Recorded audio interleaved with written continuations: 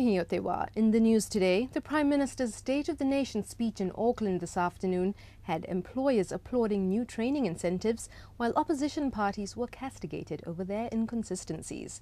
Mr. John Key has announced a boost for apprenticeships, saying there is to be no age limit for trades training and a one-off payment of $1,000 or $2,000 to the first 10,000 apprentices who begin training after April. Business New Zealand's Phil O'Reilly likes both ideas. Older people want to take on apprenticeships. The big pull factor in this, of course, it's the rebuild of Christchurch, and that won't just affect Canterbury businesses. But opposition parties had less to warm to in this afternoon's speech. Mr. John Key criticised Labour, the Greens and New Zealand First for claiming his government has been too hands-off, saying, ironically, they have resisted every hands-on move to encourage growth, such as tax changes, new employment and welfare laws, roading projects and oil and gas exploration. He also had a blunt message for local councils to free up land for housing or face the government legislating for it. There'll be changes in the Resource Management Act which will effectively drive that. We have to get to a more streamlined process. The aim here has got to be to try and ensure that people have either an entry-level home that they can get into. Earlier in the day, the Prime Minister attended a sombre ceremony in Epsom to mark the UN's Holocaust Memorial Day. His own mother was an Austrian Jew, and Mr. Key spoke candidly about her reluctance to share her experiences of fleeing the Nazi invasion because she had moved on. She was a New Zealander now, and her life was here, and she really had no interest in returning to Vienna.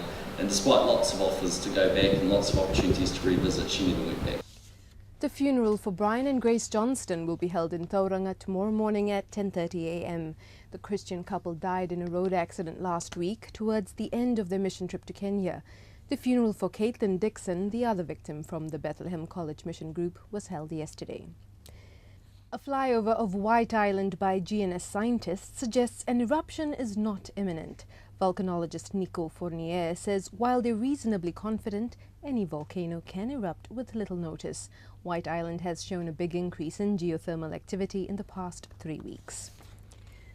Latest financial figures show the government's tax revenue is better than expected. Crown account figures released today show that for the 5 months ending last November, core tax revenue was $127 million ahead of forecast.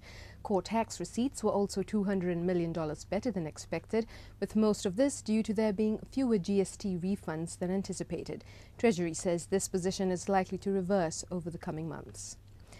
For the first time in several years, a Labour leader is going beyond the Ratana celebrations reserved for politicians.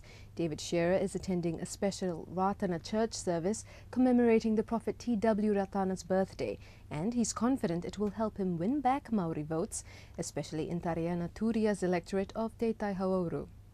I think the tide is changing. I think the tide is moving back towards Labour, and I do believe that people are looking at us for all the reasons that they are facing at the moment, which is about poverty, it's about lack of education opportunities, affordable housing and most importantly jobs. Some Australian cheeses are being recalled from North Island supermarkets following an outbreak of listeria across the Tasman.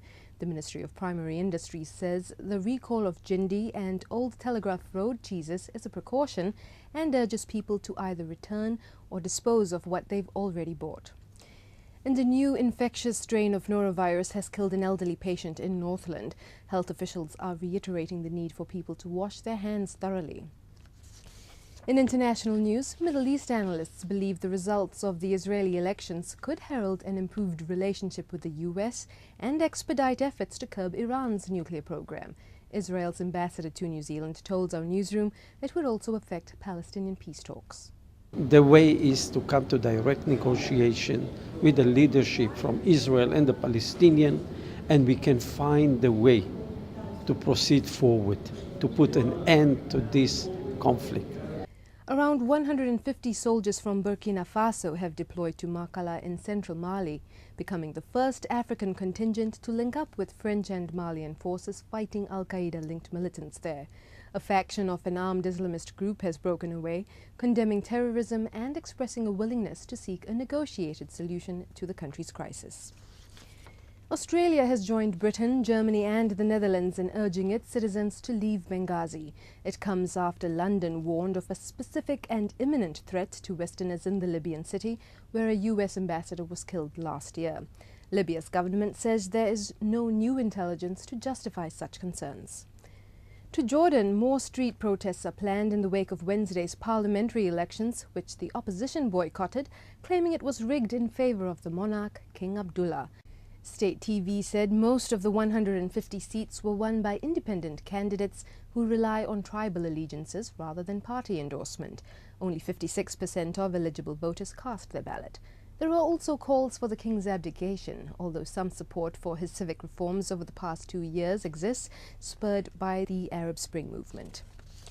And finally, the Russian Orthodox Church has launched a public forum bringing the secular and spiritual together. Government officials attended the opening ceremony of the International Educational Christmas Readings. It's a 4-day annual event discussing religious, social, cultural and scientific issues of modern life. Kanuinga karere matua mai te whare kōrero rima, Moriora.